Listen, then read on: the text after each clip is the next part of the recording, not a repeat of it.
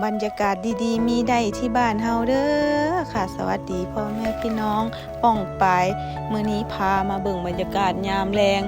ทางถนนไปสวนยางกำลังสิพาลูกชายไอ้เต้าแทนไทยไปเปิดยางเฮ้ยไปเปิดไฟอยู่สวนยางค่ะ